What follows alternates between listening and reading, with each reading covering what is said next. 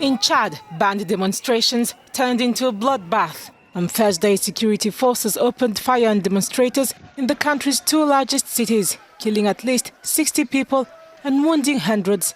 The protesters demanded the ouster of Mahamat Idriss Déby Itno, who took over in the wake of his father's assassination 18 months ago. The 38-year-old general formed what he called a unity government following his appointment as head of the transition after a national forum. Still on Thursday, Déby presided over his first cabinet meeting. The Prime Minister announced a nighttime curfew until the total restoration of order. The African Union and the UN were among the voices condemning the lethal use of force on civilians. Call on the authorities to ensure that the security, safety and human rights of all Chadians, including the right of freedom of expression, peaceful assembly and association, are respected.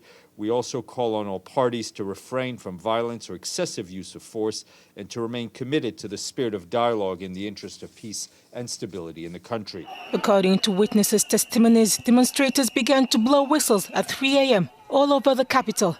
Police fired tear gas at the crowds, which continued advancing, and their numbers grew. It was then that security forces opened fire. The deaths mainly occurred in N'Djamena and the cities of Mundu and Kumra, the Chadian PM said. The government spokesperson accused the protesters of attacking governmental headquarters.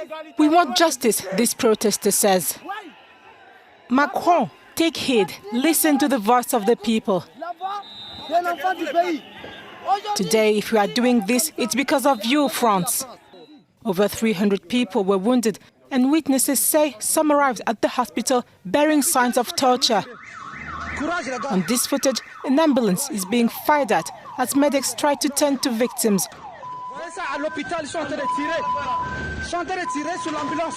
The exact death toll remains unknown.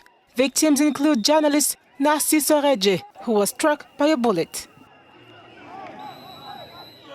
Rien que la justice, rien que la justice, rien que la justice.